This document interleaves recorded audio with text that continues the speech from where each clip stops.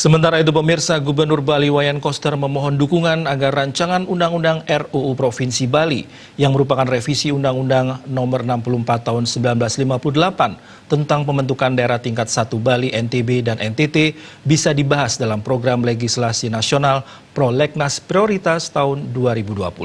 Hal tersebut diungkapkan saat menerima kunjungan kerja Ketua DPR RI Puan Maharani beserta rombongan di Gedung Utama Wiswa Sabah Utama Kantor Gubernur Bali Denpasar. Kesempatan tersebut, Gubernur Koster menyampaikan saat ini keberadaan Provinsi Bali didasari Undang-Undang Nomor 64 Tahun 1958 tentang pembentukan daerah-daerah tingkat 1 Bali, NTT, dan NTB yang masih berdasarkan pada Undang-Undang Dasar Sementara UUDS tahun 1950 dan dalam bentuk Negara Republik Indonesia Serikat RIS.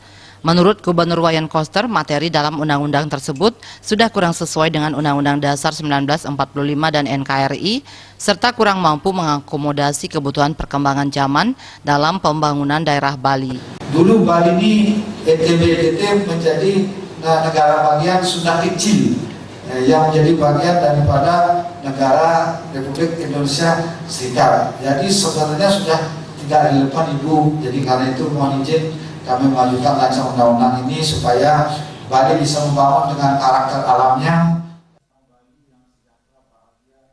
Sementara Ketua DPR RI Puan Maharani menyambut baik berbagai program dan kebijakan yang diambil oleh Gubernur Koster. Menurutnya, apa yang disampaikan Gubernur merupakan suatu hal yang harus disinergikan antara daerah dan pusat.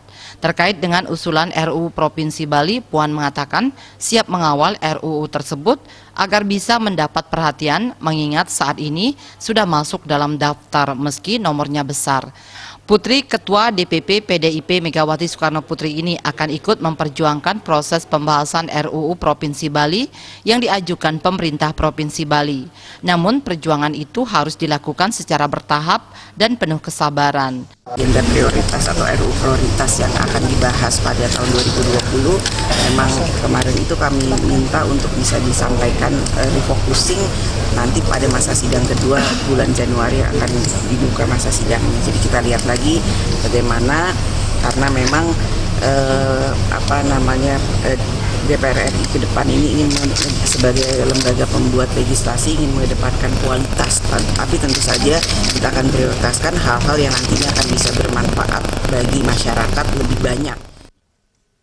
Dalam kesempatan tersebut tampak hadir Wakil Gubernur Bali Cok Oke Artardana Sukawati, Kapolda Bali Irjen Polisi Petrus Reinhard Golose, Pangdam 9 Udayana, Maijen TNI Beni Susianto, Sekda Provinsi Bali Dewo Made Indra, dan Rem 163 Wirasatya Kolonel TNI Albertus Magnus Suharyadi, serta dan Lanut Kolonel PNB Igusti Ngurah Raiwibowo Cahyono Sukadi.